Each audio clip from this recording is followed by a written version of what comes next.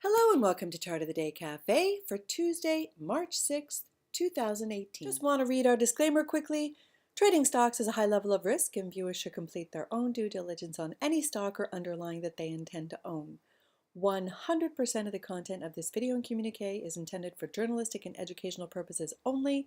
This video and all indicators, strategies, and articles herein should not be construed as investment advice. Not making any recommendations, always for your further homework. Good morning, Sue here. Hope you had a great weekend. It looks like we're going to get a green start to the day. I'm filming this at about 8:45 on Tuesday morning, and the futures are well in the green on some positive news out of North Korea and their position on nuclear weapons. So with that, let's get into today's video. If you're a regular viewer, then you know I always start these videos off with a look at the Russell Index. I use the Russell as my simple proxy for the markets overall. I want to keep my processes simple. And so as long as the Russell's moving higher, I'm adding new names to my watch list. When it's moving lower, I am being cautious or getting defensive. I also like to look at the bigger time frame. So I start off with a look at the IWM, which is the ETF for the Russell 2000, and I like to step back and take a look at it on a 5-year monthly time frame to get that big picture view. I've taken all my lines off my chart, so you can see it's early in the month of March. We had that big red candle in February.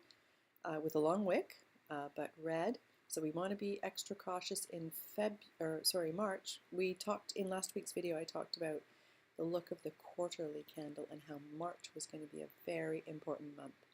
So I'm being really vigilant with price action in this month of March, but so far so good. So that's the big picture look. I'm going to put my drawings back in so we can better see the areas that we're keeping an eye on. Sorry for the clutter. So we're ignoring this for now. It's long-term support and resistance. The orange is more medium-term. It was the one that kept price corralled in, along with this black diagonal line through much of 2017. So this is the area that we're kind of going to zoom into. We're going to ignore these for now and really zoom into this area here. So we drew this blue line in last week, and sure enough, price bounced from there. So I'm going to move it away from the monthly to the 2-year weekly. And you can see same orange line, same weekly price action that took us up and over this black diagonal line, which to me is really important. This line right here, the one I pay attention to the most. So there's our pink line is short-term support resistance. And the blue, let's call it micro resistance. I'm going to move it away from the 2-year weekly to the 6-month daily. And when I did my video last Thursday, it was this red bar here that was coming through our black diagonal line. Again, I deem this line to be very important. And we weren't sure where price was going to land, so we projected with this blue line. And sure enough, price did bounce off that blue line. It started with a doji on that Thursday, and then it was followed by positive price action Friday and positive price action yesterday. And it looks like we're going to get a positive start to today, which might bring us into this area here. So I want to be extra cautious and make sure that it doesn't start to roll back down below this black diagonal line. But so far, so good. We've got price on the Russell up and over this blue line, which is my 8-day EMA. I use this as my guide. When the Russell's in an overall uptrend and price is up and over the 8-day on the daily chart, I am adding new names to my watch list. So as you can see, the Russell is trading up and over that blue line, and so I'm going to add a new name to my watch list this morning. And I'm going to take away this blue because it's cluttering my chart. We used it last week, and we'll just stick with our pink, orange, and longer-term support resistance. And that new name I'm adding to my watch list this morning is DXC Technology Company, ticker symbol DXC. They trade on the New York Stock Exchange. Before I get into the chart, though, let me tell you a little bit more about the company. They're in the technology sector, specifically computer services. They provide data analytics to a whole range of industries. I will include a link to their website so you can tuck into it a little bit further with today's video. You know what, Chart of the Day Cafe? I am all about the scores underneath my charts, and DXC has an excellent value score with Also, a forecasted earnings growth rate going forward of 44%. That is a big wow number. It's got a current dividend yield of 0.71% and a PE of 14.03. So those are the things that I kind of zero in on. So with that, let's get into the chart. We're looking at the 5-year monthly chart. You can see beautiful, beautiful uptrend. No overhead resistance, never been higher. I call that sky is blue. So I want to be aware of that on the big chart. I'm going to move it away from the 5-year monthly to the 2-year weekly. So we can see that it's sitting in an area of support. And I'm going to say possible support because it can always change, but like the area that it's in here and this beautiful, beautiful uptrend, and the fact that it's been going up for so long, but it still retains those beautiful scores, I just love that.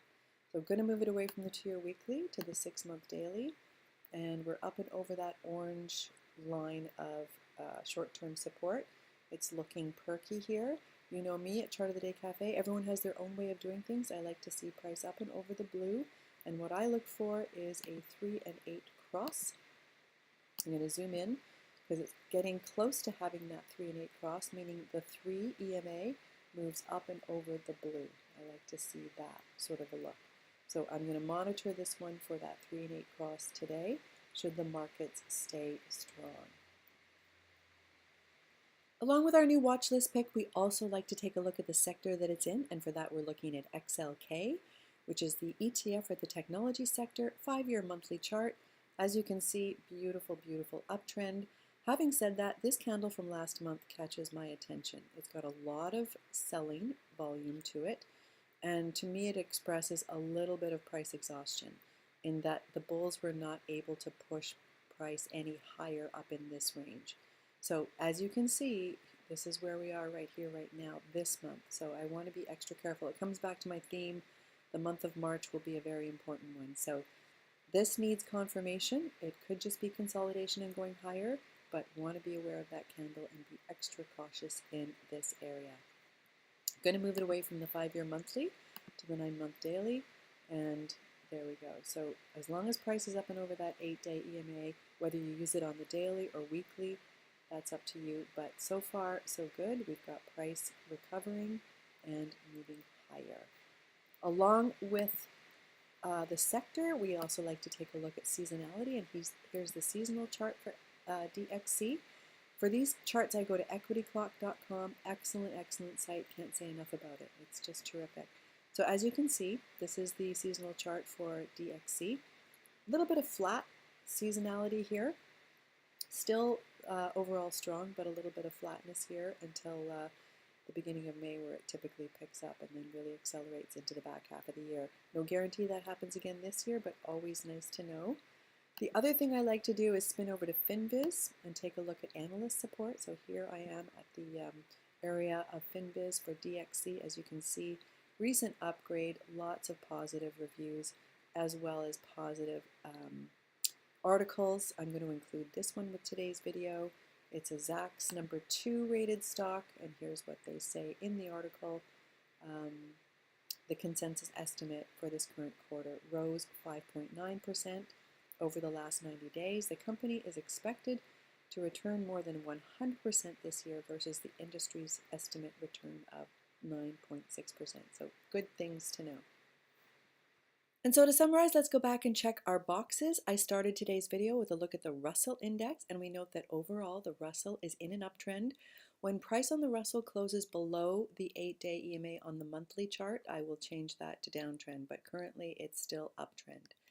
And price is currently up and over the 8-day EMA on the daily chart. We looked at the sector that DXC is in, and we note that it's in an uptrend on the 5-year chart. We looked at the 5-year chart for DXC, and it's in a beautiful uptrend on that 5-year chart. It's got an excellent value score, really excellent, and a really excellent growth score with a forecasted earnings growth rate going forward of 44%. Rarely do I see such a high number. That is a wow number. It's got a current dividend yield of 0.71%. It does not have that 3 and 8 EMA cross that I look for yet, but it is oh so close, so I'm not checking that box.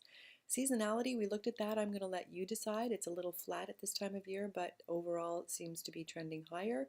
I'll let you decide. It's got analyst support. We took a look at FinBiz, and it's also a Zacks number 2 buy pick. And we noted on the chart that overall sky is blue.